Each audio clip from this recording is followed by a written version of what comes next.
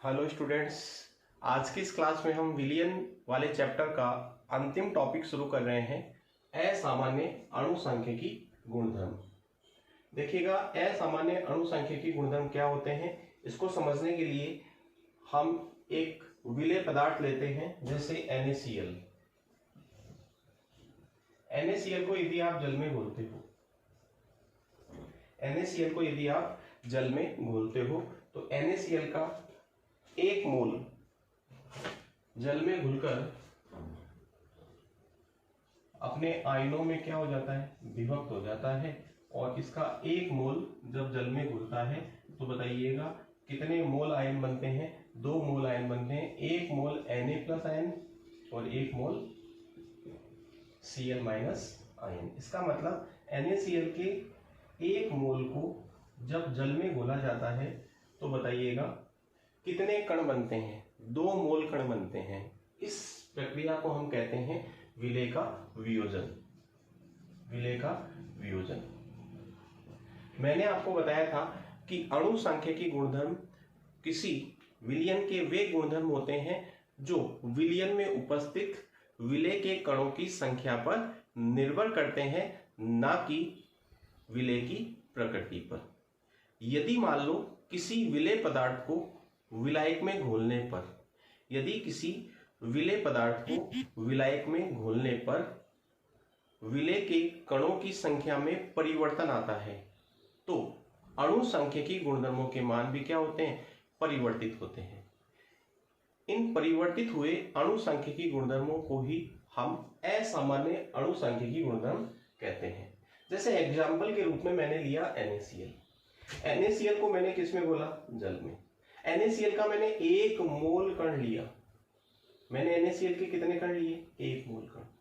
जैसे ही आपको उसने NaCl को आपने जल में घोला तो NaCl अपने आयनों में क्या हो गया, विभक्त हो गया, Na+ और Cl-n। तो 1 मोल कण जल में घुलकर कितने मोल कण बना रहा है, 2 मोल कण बना रहा है। इसका मतलब ये है कि विलेय के कणों की संख्या में क्या आ रहा है, परिवर्तन आ रहा है। विलेय के कणों की संख्या में परिवर्तन आने के कारण से अणुसांख्यिकी गुणधर्म के मान क्या होंगे, परिवर्तित होंगे। इन परिवर्तित हुए अणुसांख्यिकी गुणधर्म को हम क्या कहते हैं, असामान्य अणुसांख्यिकी गुणधर्म। एक एग्जांपल और लेते हैं, जैसे CaCl2 है, कैल्शियम क्लोराइड है। कैल्शियम क्लोराइड को आपने जल में घोला, तो जैसे ही आप कैल्शियम क्लोराइड को जल में घोलोगे तो कैल्शियम क्लोराइड अपने आयनों में क्या होगा, विभक्त होगा। और किस प्रकार होगा, कैल्शियम +2 Cl- आयन। यदि आप इसका 1 मोल कण जल में घोलते हो, यदि इसका 1 मोल कण जल में घोलते हो तो बताइएगा कितने मोल कण बनेंगे विलयन में घुलने के बाद। तो बताइएगा जल में घुलने के बाद कितने मोल कण बनेंगे। 1 मोल कण तो बनेगा कैल्शियम +2 का और 2 मोल कण बनेंगे Cl- के। तो बताओ टोटल यहाँ पर कितने कण हो गए, 3 मोल कण हो गए। और यहाँ पर टोटल मोल कितने हुए थे, 2 मोल कण हो गए। तो आपने घोला तो 1, लेकिन विलयन में कितने हो गए, 3 हो गए। इसका मतलब हम कह रहे हैं, हम कह सकते हैं कि विलेय के कणों की संख्या में क्या आ रहा है, परिवर्तन आ रहा है। जैसे एक एग्जांपल और लेते हैं, K4FeCN6। K4FeCN6 को आपने किस में घोला, जल में घोला, और इसका 1 मोल कण लिया। तो बताओ ये किस प्रकार से ब्रेक होगा, ये ब्रेक होके बनाएगा 4K plus FeCN6 माइनस। तो बताइएगा 4 मोल कण तो पोटेशियम आयन के बनेंगे और 1 मोल कण इस कॉम्प्लेक्स आयन के बनेंगे।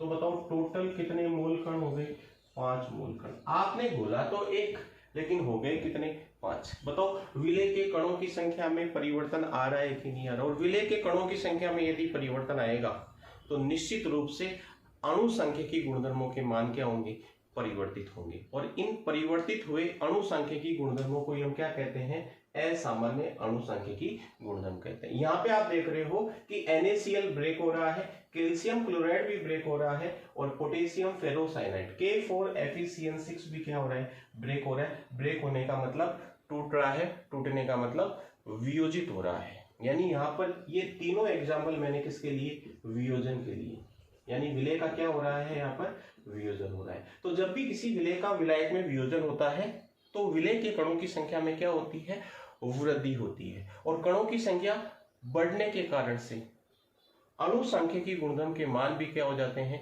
बढ़ जाते हैं। अणुसांख्यिकी गुणधर्म के मान भी क्या हो जाते हैं, बढ़ जाते हैं, यानी परिवर्तित हो जाते हैं। और इन परिवर्तित हुए अणुसांख्यिकी गुणधर्मों को हम क्या कहते हैं, असामान्य अणुसांख्यिकी गुणधर्म कहते हैं। चलेगा, ये तो बात की मैंने वियोजन की। अब हम बात करते हैं संगुणन की। संगुणन भी हो सकता है आपने विलय के 2 कण घोले हो और विलयन में जाने के बाद वो एक कण में क्या हो गया हो, परिवर्तित हो गया हो, संगुणित हो गया हो। वियोजन का मतलब होता है टूटना और संगुणन का मतलब होता है जुड़ना। तो ये भी तो हो सकता है कि किसी विलय को यदि आप किसी विलायक में घोलते हो तो उस विलय के जो कण हैं वो आपस में क्या हो जाए, संगुणित, चिपक जाए। तो जितने कण आपने घोले उससे कम कण आपको विलय के अंदर क्या होंगे, प्रेक्षित होंगे। इसका मतलब कणों की संख्या में क्या आएगी, कमी आएगी। तो अणुसांख्यिकी गुणधर्मों के मान भी क्या होंगे, कम होंगे। हम कह सकते हैं कि विलय का या तो वियोजन हो या क्या हो, संगुणन। जैसे संगुणन का मैं एग्जांपल ले रहा हूं, जैसे मान लिया आपके पास बेंजोइक अम्ल है, क्या है, बेंजोइक अम्ल C6H5COOH। इसके आपने 2 मोल कण लिए, इसके आपने कितने मोल कण लिए, 2 मोल कण। और बेंजोइक अम्ल को आपने बेंजीन में, यहाँ पे विलायक हम बेंजीन ले रहे हैं तो विलायक क्या है, बेंजीन। बेंजोइक अम्ल को आपने किस में घोला, बेंजोइक। और इसके कितने मोल कर लिए आपने, 2 मोल कर लिए। तो ये दोनों C6H5COH के जो कण है वो आपस में क्या हो जाएंगे, चिपक जाएंगे। और चिपक करके इनका क्या होगा, संगुणन होगा। तो संगुणन होगा तो बताओ 2 जो कण आपने लिए वो कितना हो जाएगा, 1। तो यहाँ पर जब आप इसके 2 मोल कण लेते हो तो इसका कितना मोल कण बचता है, विलयन में जाके 1 मोल कण हो जाता है। इसका मतलब विलय के कणों की संख्या में क्या आ रही है, कमी आ रही है, यानी परिवर्तन हो रहा है। तो इसका मतलब हम कह सकते हैं कि यहाँ पर भी अणुसांख्यिकी गुणधर्म के मान क्या होंगे, चेंज होंगे। तो अणुसांख्यिकी गुणधर्म के मान क्या होंगे, चेंज होने का मतलब यहाँ पर कमी आएगी और वियोजन के केस में क्या होगी, वृद्धि होगी। तो जब विलय के कणों का या तो वियोजन हो या क्या हो, संगुणन, किसमें, विलयन में जाने के बाद। तो ऐसी स्थिति में अणुसांख्यिकी गुणधर्मों के मान जो होते हैं वो परिवर्तित हो जाते हैं। और इन परिवर्तित हुए अणुसांख्यिकी गुणधर्मों को हम क्या कहते हैं, असामान्य अणुसांख्यिकी गुणधर्म कहते हैं। अपन एक एग्जाम्पल और ले रहे हैं, चलिएगा। ये एग्जाम्पल किसका था, ये संगुणन का था। ये किसका था, संगुणन का। संगुणन का मतलब चिपक जाना, संगुणन का मतलब 2 कणों का आपस में चिपक के एक कण में परिवर्तन हो जाना। अब हम बात कर रहे हैं, जैसे ग्लूकोज की बात करते हैं। ग्लूकोज का आपने 1 मोल कण लिया C6H12O6 और इसको आपने जल में घोल दिया। तो ग्लूकोज का जो 1 कण है वो ग्लूकोज की फॉर्म में ही रहेगा, ना तो ये संगुणित होगा और ना ही ये क्या होगा, वियोजित होगा। तो बताइएगा C6H12O6 के रूप में रहेगा। तो इसका 1 मोल कण आपने लिया और इसका 1 मोल कण ही रहेगा। इसका मतलब यहाँ पे ना तो वियोजन हो रहा है और ना यहाँ पे क्या हो रहा है, संगुणन। तो ऐसी स्थिति में अणुसांख्यिकी गुणधर्म के मान परिवर्तित नहीं होंगे और हम कहेंगे ऐसे गुणधर्मों को सामान्य अणुसांख्यिकी गुणधर्म। तो आपको समझ में आया होगा कि सामान्य अणुसांख्यिकी गुणधर्म और असामान्य अणुसांख्यिकी गुणधर्म में क्या अंतर होता है। सामान्य अणुसांख्यिकी गुणधर्म में क्या होता है, विलय के जितने कण आप बोलते हो उतने के उतने कण वो विलयन में रहते हैं। मतलब यह है कि ना तो उनका वियोजन होता है और ना ही उनका क्या होता है, संगुणन होता है। लेकिन यदि मान लो आप किसी ऐसे पदार्थ को विलायक में घोल रहे हो जिसका या तो वियोजन होता हो या उसका क्या होता हो, संगुणन, तो ऐसी स्थिति में विलय के कणों की संख्या में क्या आता है, परिवर्तन। और इन परिवर्तन होने के बाद में अणुसांख्यिकी गुणधर्म के जो मान होते हैं उन्हें हम सामान्य अणुसांख्यिकी गुणधर्म नहीं कहते, उनको हम क्या कहते हैं, असामान्य अणुसांख्यिकी गुणधर्म। तो ये मैंने केवल आपको इसका क्या दिया है, परिचय दिया है। तो इसको आगे समझने के लिए एक वैज्ञानिक था जिसका नाम था वॉन हाफ। वॉन हाफ ने एक गुणांक प्रस्तुत किया जिसे हम कहते हैं वॉन हाफ गुणांक। वान डॉफ गुणांक। वान डॉफ गुणांक को हम क्या कहते हैं, आई से डिनोट करते हैं। विलयन में किसी विलय की प्रकृति को समझाने के लिए, विलयन में विलय की प्रकृति को समझाने के लिए वान डॉफ नामक वैज्ञानिक ने एक गुणांक प्रस्तुत किया जिसे कहा जाता है वान डॉफ गुणांक आई। क्या मतलब है, सुनिएगा वापस से। वान डॉफ गुणांक का मतलब होता है विलयन में किसी विलय की प्रकृति को समझाने के लिए। प्रकृति का क्या मतलब है, यहाँ पर प्रकृति का मतलब है कि वो विलय उस विलयन में वियोजित हो रहा है या संगुणित हो रहा है या ना वियोजित ना संगुणित हो रहा है। ऐसी स्थिति में उस प्रकृति को समझाने के लिए वान डॉफ नामक वैज्ञानिक ने एक गुणांक प्रस्तुत किया जिसे वान डॉफ गुणांक कहते हैं और इसे किसके द्वारा डिनोट किया जाता है, स्मॉल आई के द्वारा। और स्मॉल आई का मान ज्ञात करने के लिए एक फॉर्मूला दिया गया, वो फॉर्मूला क्या था देखिएगा। आई बराबर वियोजन ऑब्लिक संगुणन के बाद, वियोजन ऑब्लिक संगुणन के बाद विलय के कणों की संख्या, वियोजन ऑब्लिक संगुणन के बाद विलय के कणों की संख्या डिवाइडेड बाई वियोजन ऑब्लिक संगुणन के पूर्व विलय के कणों की संख्या। वियोजन या संगुणन के बाद विलय के कणों की संख्या में आपको वियोजन या संगुणन के पूर्व विलय के कणों की संख्या का क्या देना होता है, भाग। और भाग देने पर आपको किसका मान प्राप्त होता है, आई का। तो ध्यान से सुनिएगा, यदि मान लो किसी विलय का वियोजन होता है, यदि किसी विलय का क्या होता है, वियोजन, तो ऐसी स्थिति में वियोजन के बाद विलय के कणों की संख्या में क्या होगी, वृद्धि होगी। क्या होगी, वृद्धि। तो ऐसी स्थिति में आई का जो मान आएगा वो 1 से क्या होगा, ज्यादा। क्यों, क्योंकि वियोजन के बाद विलय के कणों की संख्या ज्यादा होगी और वियोजन के पूर्व विलय के कणों की संख्या क्या होगी, कम होगी। तो ज्यादा में जब आप कम का भाग दोगे तो आई का मान हमेशा 1 से क्या आएगा, ज्यादा। तो जब किसी विलय के कणों का वियोजन होता है तो ऐसी स्थिति में वान डॉफ गुणांक का मान यानी आई का मान 1 से हमेशा क्या होता है, ज्यादा होता है। अब मान लीजिएगा किसी विलय का संगुणन हो रहा है, तो संगुणन के लिए आई का मान 1 से क्या होगा, कम होगा। क्यों होगा, क्योंकि संगुणन होने के बाद में विलय के कणों की संख्या में क्या आएगी, कमी आएगी, और संगुणन के पहले विलय के कणों की संख्या क्या होगी, ज्यादा। तो ऐसी स्थिति में आई का जो मान होगा वो 1 से हमेशा क्या होगा, कम होगा। तो वियोजन के केस में आई का मान 1 से ज्यादा होता है, याद रखिएगा, और संगुणन के केस में आई का मान 1 से क्या होता है, कम। ये फॉर्मूला हम तभी अप्लाई कर सकते हैं जब उस विलय का 100% या तो वियोजन हो या 100% क्या हो, संगुणन। यानी वियोजन की मात्रा 100% हो या संगुणन की मात्रा 100% हो, तभी हम इस फॉर्मूले का क्या कर सकते हैं, उपयोग कर सकते हैं। लेकिन कभी कभी एग्जाम में क्या होता है, वियोजन की मात्रा आपको 100% दी नहीं जाती। जैसे अपन इसको पहले समझ लेते हैं, जैसे NaCl है, NaCl को आपने जल में घोला तो बताओ ये किसमें टूटा, Na+ और Cl- में। आपने इसका एक कण लिया और इसके कितने कण बन गए बताओ, 2, एक ये और एक ये, दो। तो टोटल कितने कण हो गए, 2 हो गए।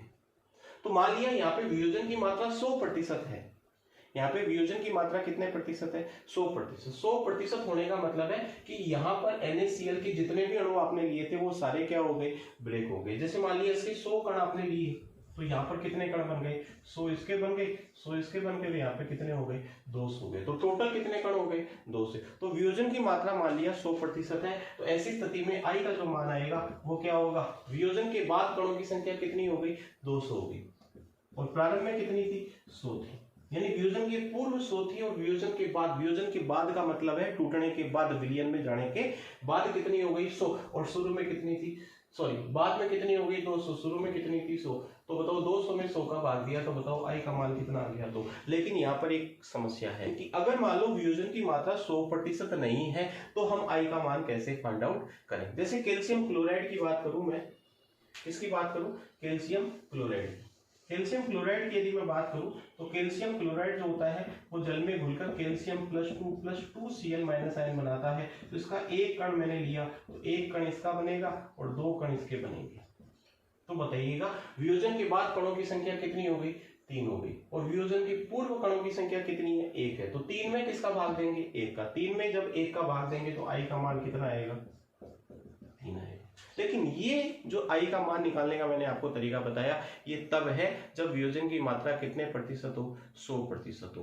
पूरे के पूरे कण वियोजित हो रहे हो, जितने कण आपने विलय के बोले वो सारे वियोजित हो रहे हो। लेकिन अगर मान लो वियोजन की मात्रा आपको 100% नहीं दे रखी हो तो ऐसी स्थिति में हमें क्या करना है उसको हम सीखेंगे। उससे पहले एक बात और मैं आपको बता देता हूं, जैसे मैं संगुणन की भी बात कर लेता हूं। जैसे मान लीजिएगा मैंने बेंजोइक एसिड लिया और बेंजोइक एसिड के मैंने 2 मोल कण लिए और बेंजीन में घोलने के बाद, संगुणन बेंजोइक अम्ल का हमेशा बेंजीन में ही होता है, यदि आप इसको जल में घोलोगे तो इसका आयनन होगा, ठीक है। तो 2 कण मैंने किसके लिए, बेंजोइक अम्ल के। बेंजीन में घुलने के बाद में कितना कण बन गया, 1 कण हो गया, क्योंकि इसका क्या हो गया, संगुणन हो गया।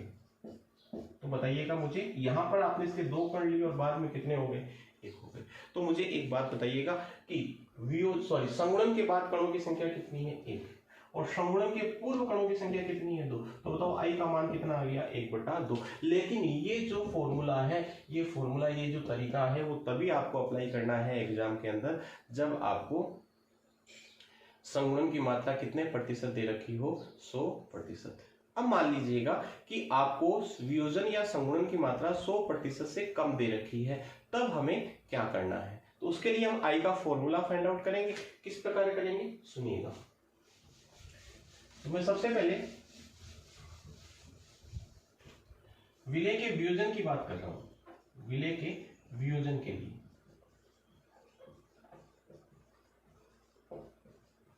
विलय के वियोजन के देखिएगा, मान लिया मेरे पास एक विलय पदार्थ है A और उसको मैंने किसमें घोला, जल में। तो वो अपने आयनों में विभक्त हो गया और उन आयनों को मैंने मान लिया B और B के मान लिया N आयन बने। कोई विलय पदार्थ है A और उसको किसमें घोला, जल में। तो अपने आयनों में विभक्त हुआ, आयनों को मैंने मान लिया B प्रकार के आयन बने और आयनों की संख्या कितनी है, n है। वापस से सुन लीजिएगा, मैंने कोई विलय पदार्थ लिया A, उसको किसमें घोला, जल में। तो अपने आयनों में क्या हो गया, विभक्त हो गया, और वो आयनों का नाम क्या है, B, और उन आयनों की संख्या कितनी है, n है। तो प्रारंभ में मैंने इसका 1 मोल कण लिया, तो बताओ प्रारंभ में इसका कितना होगा, 0 होगा। अब मैंने मान लिया कि A के वियोजन की मात्रा अल्फा है, विलय A के वियोजन की मात्रा कितनी है, अल्फा, यानी वियोजन के पश्चात, वियोजन के पश्चात। वियोजन के पश्चात का मतलब ये है कि आपने इसको जल में घोल दिया और जल में घुल करके A जो है वो B प्रकार के आयनों में टूट गया और मैंने वियोजन की मात्रा मान ली अल्फा। वियोजन की मात्रा मैंने कितनी मान ली, अल्फा मान ली। तो बताइएगा यहां पर अब वियोजन के बाद यहां पर A के कितने मोल शेष रहेंगे, 1 माइनस अल्फा। अब देखिएगा एक कण के लिए अल्फा वियोजन की मात्रा है तो n के लिए कितनी होगी, यहाँ पे कितने मोल इसके बनेंगे।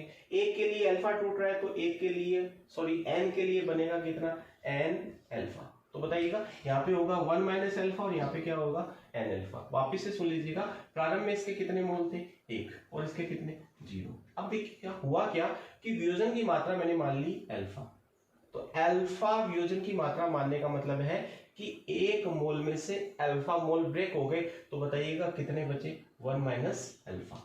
तो बताओ एक के लिए अल्फा अगर ब्रेक हो रहा है तो n के लिए बनेगा कितना, n अल्फा। और ये कैसे हुआ, 11वीं क्लास में आपको इस प्रकार का तरीका सिखाया जाता है। तो बताइएगा मुझे वियोजन के पश्चात, वियोजन के पश्चात विलयन में विलय के कणों की संख्या कितनी है, 1 minus alpha plus n alpha. वियोजन के पश्चात वियोजन के पश्चात विलय के कण कितने हैं? 1 minus alpha plus n alpha. वियोजन के पश्चात विलय के कणों की संख्या है 1 minus alpha plus n alpha. देख लीजिएगा 1 माइनस अल्फा इसके बचे और इसके एन अल्फा बन गए, तो टोटल कितने हो गए? 1 minus alpha plus n alpha. और वियोजन के पूर्व विलय के कण कितने हैं? 1 है। तो बताइएगा आई का जो मान होता है वो क्या होता है? वियोजन के पश्चात विलय के कणों की संख्या बट्टा वियोजन के पूर्व विलय के कणों की संख्या। तो हम इसमें इसका क्या करेंगे? डिवाइड कर देंगे, भाग कर देंगे। तो बताओ आई का जो मान आया वो क्या आया? 1 minus alpha plus n alpha divided by 1। उस 1 का कोई मतलब नहीं है, तो ये फॉर्मूला आपको याद रखना है। यहाँ पे अल्फा क्या है? वियोजन की मात्रा।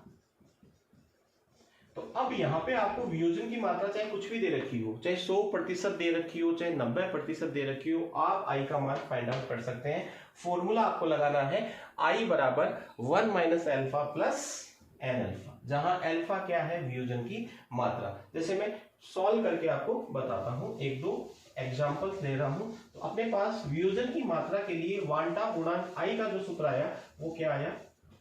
आई बराबर 1 minus alpha plus n alpha. I बराबर आया 1 minus alpha plus n alpha, जहां एन क्या है? एन है उस विलय को विलायक में घोलने के बाद बनने वाले आयनों की संख्या। एन क्या है? आयनों की संख्या। एन है आयनों की संख्या।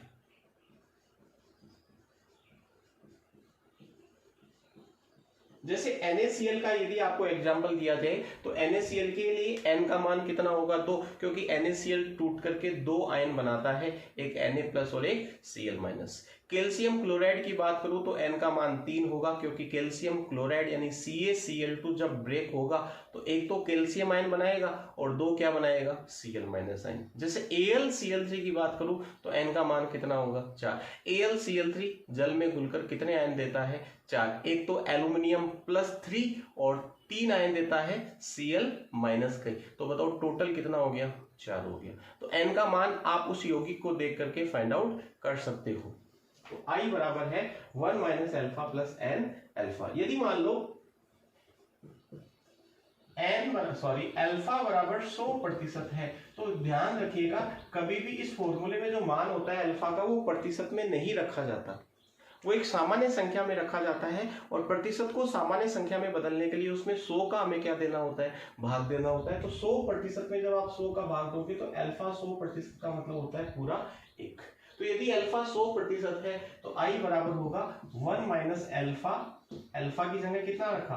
1 रखा, प्लस एन इंटू 1। तो बताओ आई बराबर क्या हो गया? एन हो गया। जैसे NaCl है, NaCl के लिए यदि अल्फा का मान 100% आपको दे रखा है तो बताओ ये कितने आयन बनाएगा? 2। यानी n का मान 2 है, तो बताओ आई कितना हो जाएगा? 2। कैल्शियम क्लोराइड के लिए आई कितना हो जाएगा? 3। AlCl3 के लिए आई कितना हो जाएगा?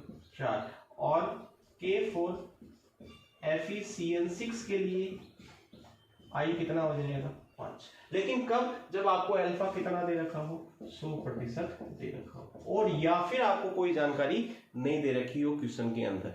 When no information is given in the question whether alpha is how much percentage, then you have to consider alpha 100%। तो याद रखिएगा I = 2, I = 3, I = 4, I = 5। लेकिन अगर मान लो इसी NaCl के लिए अल्फा का मान 100% नहीं दे रखा हो तो क्या करना है?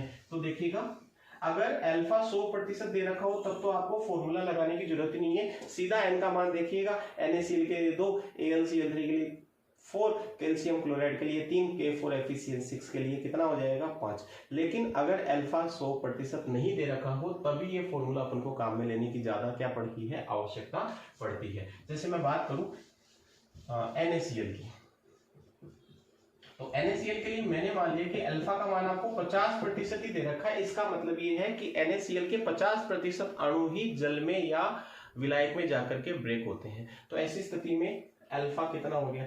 50% मान लिया मैंने, या दे रखा है आपको। तो अब हम अल्फा 50% दे रखा है तो प्रतिशत में कभी भी अल्फा का मान नहीं रखते हैं, हम इसमें 100 का क्या देंगे, भाग देंगे। और 100 का भाग देंगे तो बताओ अल्फा कितना आएगा, 0.5 आएगा। तो ऐसी स्थिति में आई बराबर 1 - 0.5, 1 - 0.5। और n का मान NaCl के लिए कितना, 2। वो आपको वैसे पता चल जाएगा उसको देख करके, जैसे NaCl के लिए n 2 होगा क्योंकि वो 2 n बनाता है, कैल्शियम क्लोराइड के लिए 3, एल्युमिनियम क्लोराइड के लिए 4, K4FeCN6 के लिए 5। तो यहाँ पे n कितना होगा, 2 होगा, एक Na और एक Cl। तो यहाँ पे 2 लिखा इंटू बाई 0.5, इसको सॉल्व किया, 0.5 प्लस 2 इंटू 0.5 1 होता है, तो ये कितना हो गया, I इक्वल टू हो गया 1.5। तो अल्फा का मान आपको कितना दे रखा है वो यहाँ पर आपको प्रतिशत में नहीं लिखना है, 100 का भाग देके लिखेंगे। और यदि 100% दे रखा है तो I इक्वल टू हमेशा क्या होता है, n होता है।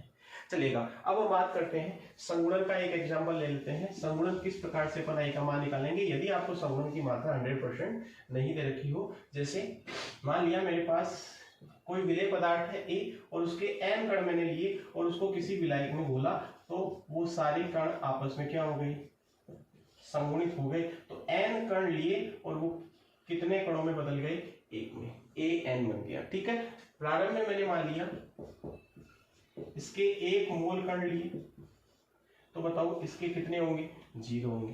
प्रारंभ में इसकी 0 रहेगी मात्रा। चलिएगा, अब संगुणन के बाद, और संगुणन की मात्रा मैंने मान ली, यहाँ पे वियोजन की मात्रा नहीं होगी भैया, यहाँ पे संगुणन की मात्रा होगी। और संगुणन की मात्रा मैंने क्या मान ली, अल्फा। तो बताओ 1 माइनस अल्फा, यहाँ पे क्या बचेगा, संगुणन के बाद यहाँ पे क्या बचेगा, 1 माइनस अल्फा बचेगा। तो मुझे एक बात बताइएगा, n के लिए अगर अल्फा संगुणित हो रहा है तो 1 के लिए कितना संगुणित होगा, अल्फा बाई n। n के लिए संगुणित कितना होगा, अल्फा। तो 1 के लिए कितना होगा, alpha by n। n moles के लिए, या इसका जो स्टोइकियोमेट्री कोएफिशिएंट है वो n है, n के लिए संगुणित कितना हुआ, अल्फा हुआ। n के लिए संगुणित की मात्रा अल्फा है, तो बताओ 1 के लिए कितनी होगी, अल्फा बाई n होगी। तो यहाँ पे हम लिखेंगे अल्फा बाई n।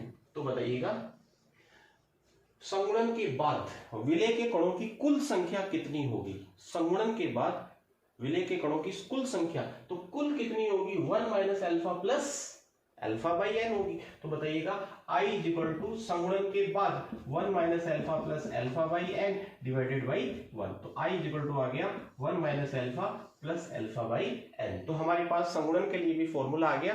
तो आप इस फॉर्मूले को याद कीजिएगा, यदि अल्फा 100% दे रखा है तो आपको वैल्यू कितनी पुट करनी है, 1। तो I equal to 1 minus alpha की जगह हमने क्या रख दिया, 1 प्लस अल्फा कितना है, 1 और n। तो इसका मतलब I is equal to alpha is equal to 100% दे रखा है, तो I का जो मान होगा वो किसके बराबर होगा, 1/n के बराबर होगा। और यदि अल्फा 100% नहीं है, 50% दे रखा है, तो इस फॉर्मूले में आप 50% के लिए कितना लिखोगे, 0.5 लिखोगे और I की वैल्यू क्या करोगे, कैलकुलेट करोगे। चलिएगा आगे बात करते हैं। अब देखिएगा हमारे पास सामान्य अनुसंख्यिकी गुणधर्मों के जो सूत्र थे, उन सूत्रों को एक बार मैं रिवाइज करवा रहा हूं, बोर्ड के ऊपर लिख रहा हूं। हमने 4 अनुसंख्यिकी गुणधर्म पढ़े थे, वाष्पदाब में आपेक्षिक अवनमन, क्वथनांग में उन्नयन, हिमांग में अवनमन और परासरण दाब। हम चारों फॉर्मूलाज की वापस से बात कर रहे हैं, वो मैं एक बार वापस से यहाँ पर लिख दे रहा हूं, ध्यान दीजिएगा। वो क्या है, सामान्य अनुसंख्यिकी गुणधर्मों के लिए सूत्र है, और वो सूत्र किसके लिए काम में आते हैं, ऐसे विलेय पदार्थों के लिए जो ना तो वियोजित हो और ना ही क्या हो, संगुणित हो। जैसे ग्लूकोज है, फ्रक्टोज है, सुक्रोज है, माल्टोज है, लैक्टोज है। इस प्रकार के यौगिक जो जल में घुलकर आयनित नहीं होते और ना ही क्या होते हैं, संगुणित होते हैं, ना तो वियोजित होते हैं, ना क्या होते हैं, संगुणित। उनके लिए हम I का मान हमेशा कितना मानते हैं, 1 मानते हैं। क्यों मानते हैं एक बार बता देता हूं। जैसे ग्लूकोज है, ग्लूकोज को जल में घोलोगे तो ग्लूकोज के रूप में रहेगा, ग्लूकोज का अणु ग्लूकोज के उसी अणु के रूप में रहेगा। तो इसका 1 मोल कण बोलोगे तो इसका 1 ही रहेगा, तो 1 में 1 का भाग दोगे तो हमेशा कितना आएगा, 1। तो यहाँ पर I क्या रहेगा, 1। तो सामान्य अनुसंख्यिकी गुणधर्मों के सूत्र हमारे पास में थे। पहला सूत्र था P0 माइनस PS बटा P0 बराबर क्या था, XA। P0 माइनस PS बटा P0 बराबर था XA। दूसरा सूत्र था डेल्टा TB बराबर KB डॉट स्मॉल m। तीसरा सूत्र था डेल्टा TF बराबर KF डॉट स्मॉल n, और चौथा सूत्र था पाई बराबर CRT। ये जो फॉर्मूलाज है ये नॉर्मल कॉलिगेटिव प्रॉपर्टी सामान्य अणुसांख्यिकी गुणधर्मों के क्या है, सूत्र हैं। अब हमें चाहिए असामान्य अणुसांख्यिकी गुणधर्मों के सूत्र। तो असामान्य अणुसांख्यिकी गुणधर्मों के सूत्र को बनाने के लिए हम क्या करते हैं, यहाँ पे I से मल्टीप्लाई कर देते हैं। यहाँ पर किससे मल्टीप्लाई कर देते हैं, I से। यदि मान लो कोई ऐसा विलेय है जो सामान्य व्यवहार दर्शाता है, ना तो वियोजित होता है ना संगुणित होता है, तो बताओ I का वैल्यू वापिस से कितना हो जाएगा, 1। तो फॉर्मूलाज वापिस से पुराने वाले फॉर्मूलाज में क्या हो जाएंगे, चेंज हो जाएंगे। अब बात आती है कि सर ये फॉर्मूलाज यहाँ पे I से आपने मल्टीप्लाई क्यों किया। ये जो फॉर्मूलाज है ये सामान्य अणुसांख्यिकी गुणधर्मों के सूत्र नहीं है, ये किसके लिए, असामान्य के लिए। और यदि I का मान 1 है तो ये वापस किस में बदल जाएंगे, I का मान 1 होगा तो बताओ वापस किस में बदल जाएंगे, सामान्य अणुसांख्यिकी गुणधर्मों के सूत्र में बदल जाएंगे। तो यहाँ पे मैं एक बार मल्टीप्लाई कर देता हूँ I से। तो ये है वाष्पदाब में आपेक्षिक अवनमन, ये है क्वथनांक में उन्नयन, ये है हिमांक में अवनमन, और ये क्या है, परासरण दाब है। तो अब ध्यान से आपको एक बात सुननी है कि सर ये फॉर्मूलाज आए कैसे। तो देखिएगा I बराबर मैंने आपको एक फॉर्मूला बताया था कि वियोजन या संगुणन के बाद कणों की संख्या और उन कणों के उन कणों के अगर सापेक्ष अपन देखें तो जो अणुसांख्यिकी गुणधर्म हमें प्राप्त होते हैं वो होते हैं प्रेक्षित अणुसांख्यिकी गुणधर्म। प्रेक्षित का मतलब जिन्हें हम प्रयोगशाला में ही ज्ञात कर सकें, जिन्हें प्रेक्षित किया जा सके, कैलकुलेट ना किया जा सके। तो I बराबर प्रेक्षित अणुसांख्यिकी गुणधर्म डिवाइडेड बाई परिकलित अणुसांख्यिकी गुणधर्म। तो I बराबर प्रेक्षित अणुसांख्यिकी गुणधर्म डिवाइडेड बाई परिकलित का मतलब वियोजन से पूर्व या संगुणन से पूर्व, वियोजन से पूर्व या संगुणन से पूर्व, और प्रेक्षित का मतलब वियोजन के बाद या संगुणन के बाद। तो प्रेक्षित बटा परिकलित। तो बताओ प्रेक्षित अणुसांख्यिकी गुणधर्म का मान यदि हमें ज्ञात करना है तो I को किससे मल्टीप्लाई करना पड़ेगा, परिकलित से। तो प्रेक्षित बराबर क्या हो गया, I गुणा परिकलित। तो बताओ प्रेक्षित अणुसांख्यिकी गुणधर्म इज इक्वल टू क्या हो गया, I गुणा परिकलित अणुसांख्यिकी गुणधर्म। तो यदि मैं इनको प्रेक्षित मान लूं और इनको परिकलित मान लूं तो बताओ बीच में किससे मल्टीप्लाई हो जाएगा, ये सारे किससे मल्टीप्लाई हो जाएंगे, स्मॉल I से। ये देखो ये प्रेक्षित बराबर I गुणा परिकलित, प्रेक्षित बराबर I गुणा परिकलित, प्रेक्षित बराबर I गुणा परिकलित, प्रेक्षित बराबर I गुणा परिकलित। तो इस प्रकार से हमने देखा कि यहाँ पर हमने असामान्य अणुसांख्यिकी गुणधर्मों के क्या प्राप्त कर लिए, सूत्र प्राप्त कर लिए। तो प्रेक्षित बराबर I गुणा परिकलित, प्रेक्षित बराबर I गुणा परिकलित, प्रेक्षित बराबर I गुणा परिकलित। अब बात आती है कि सर एग्जाम में क्या क्वेश्चन पूछा जाता है। तो एग्जाम में आने वाले कुछ क्वेश्चंस मैं आपको सॉल्व करवा रहा हूं, देखिएगा। जैसे क्वेश्चन नंबर 1 ले रहे हैं अपन।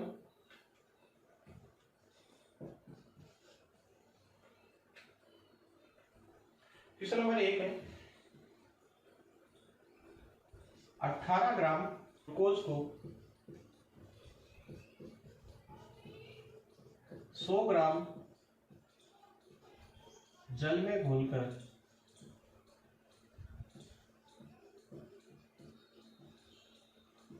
विलयन बनाया गया।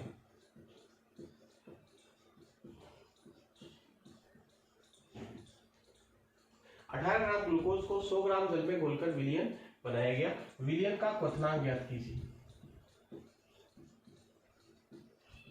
तो जल का क्वथनांक कितने डिग्री सेल्सियस होता है, 100 डिग्री सेल्सियस। तो आप जब जल में ग्लूकोज को घोलोगे क्वथनांक 100 डिग्री सेल्सियस से क्या होगा, ज्यादा होगा। तो क्वथनांक बढ़ेगा, कितना बढ़ेगा वो फाइंड आउट करने के लिए हम फॉर्मूला लगाएंगे, डेल्टा टीबी बराबर I dot KB dot small है। ग्लूकोज एक ऐसा विलेय है जो ना तो वियोजित होता है ना संगुणित होता है। इसके लिए आई का मान कितना होने वाला है भैया, 1 होने वाला है। तो हम यहाँ पे आई का मान कितना रख देंगे, 1 रख देंगे। तो आई का मान 1 हो जाएगा। क्यों आई 1 क्यों हुआ, क्योंकि ग्लूकोज ना तो संगुणित होता है ना ही क्या होता है, वियोजित होता है। तो अब क्वेश्चन को सॉल्व किया जा सकता है। डेल्टा टीबी बराबर Kb का मान पानी के लिए कितना बताया था मैंने, लास्ट मेरा वीडियो देखिएगा, उसमें आपको मिलेगा 0.52 होता है, इनटू बाई स्मॉल है, मोललता आपको फाइंड आउट करनी है, और मोललता बराबर होता है विलय की ग्राम में मात्रा कितनी 18, और ग्लूकोज का अणुभार कितना होता है 180, और कितने ग्राम जल में घोला गया 100 में, और ऊपर किससे मल्टीप्लाई होगा 1000 से।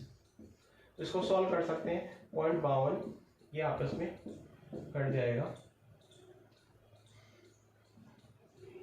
18 से 18 भी कट गया, 0.52 बच गया। तो बताओ अब जो विलयन का जो क्वथनांक होगा वो क्या होगा, विलयन का क्वथनांक, पानी का क्वथनांक कितना होता है 100 डिग्री सेल्सियस, और बढ़ गया कितना 0.52।